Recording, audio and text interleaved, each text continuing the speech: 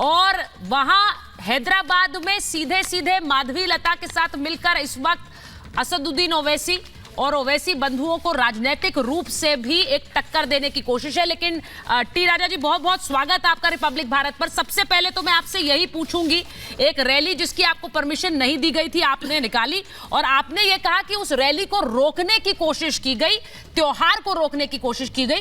क्यों आप ऐसा कह रहे हैं?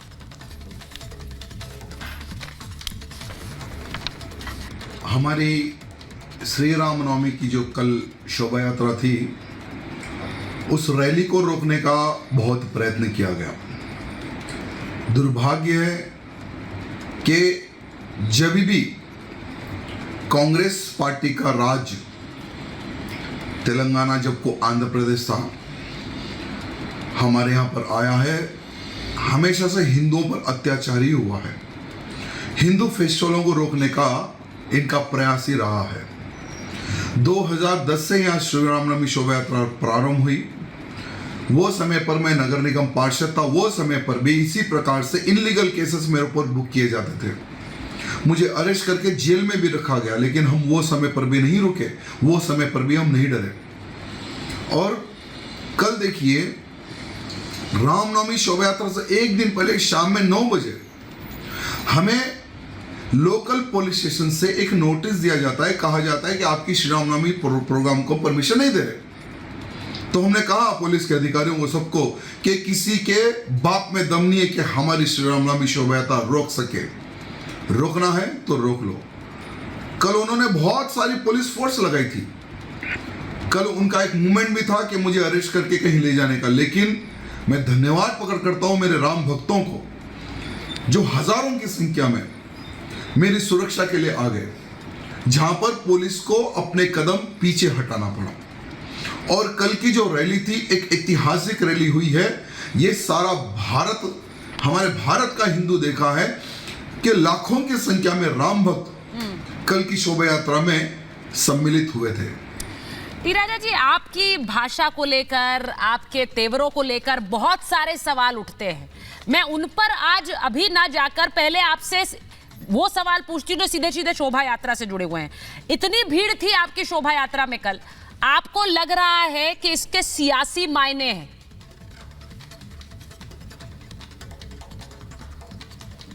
देखिए, हमारी जो श्री रामनवमी की जो शोभा यात्रा है, वो शोभा यात्रा राजनीति से परे है।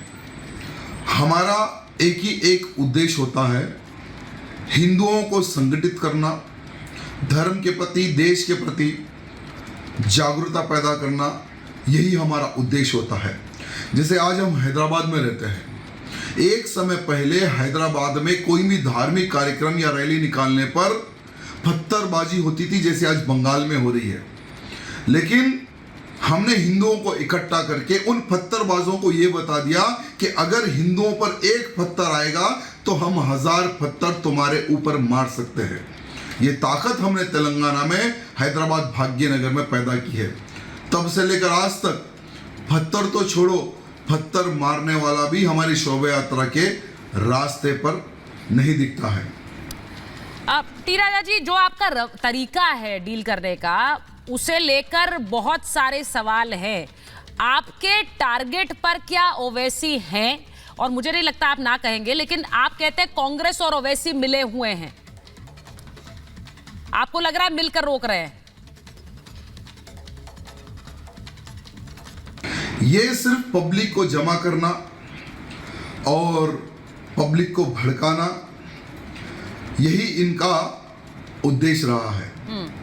और कांग्रेस की इनकी जो दोस्ती है वो आज से नहीं है। उनका डीएनए और ओवैसी का डीएनए सेम है। जब कांग्रेस की सरकार, हमारे जब आंध्र प्रदेश से जब तेलंगाना अलग नहीं हुआ था, वाईएस राजशेखर रेड्डी जी मुख्यमंत्री थे, वो समय पर भी ये दोनों भाई उसके पैर पकड़कर ऊपर चढ़े।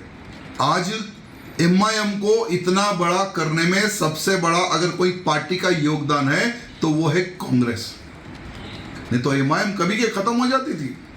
लेकिन कांग्रेसियों ने किस प्रकार से ये लोग नाच रहे हैं, ये मुझे लगता दोनों भाई जिस प्रकार से आज बयानबाजी कर रहे हैं, जैसे उसके छोटे भाई का एक स्टेटमेंट आपने देखा होगा, वो कहता है कि हमें साइनेट दे सकते हैं, हमें गोली मार सकते हैं।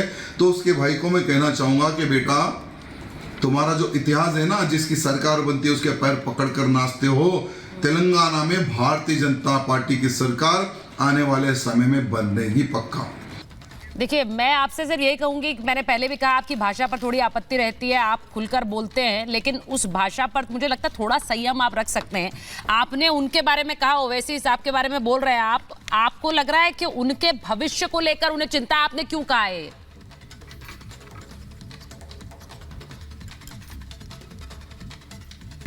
देखिए, अभी मैं ज्यादा कुछ नहीं कहना चाहूंगा।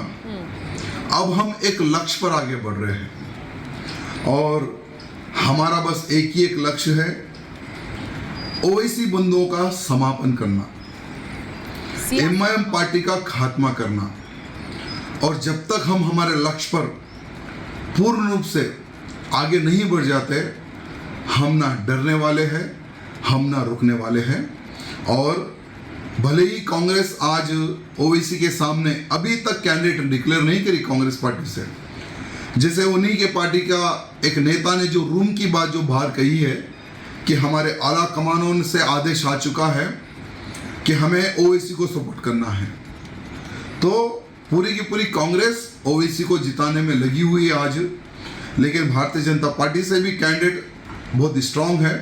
भारतीय जनता पार्टी के कार्यकर्ता सभी लोग अच्छे से काम कर रहे हैं और लगभग जो बोकसिंग वोट ओवैसी ने बना कर रखे थे, कुछ वोटों को डिलीशन किया गया है, निकाल दिया गया है।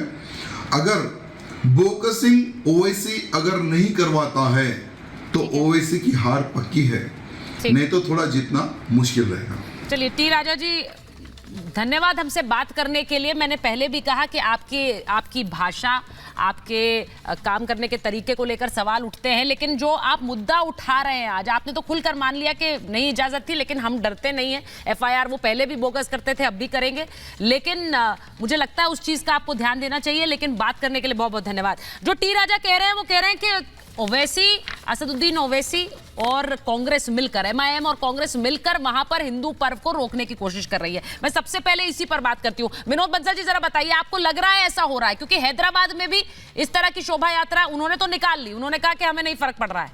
वहां पर पश्चिम बंगाल में पत्थरबाजी हो गई। क्या ये भेदभाव हो रहा है?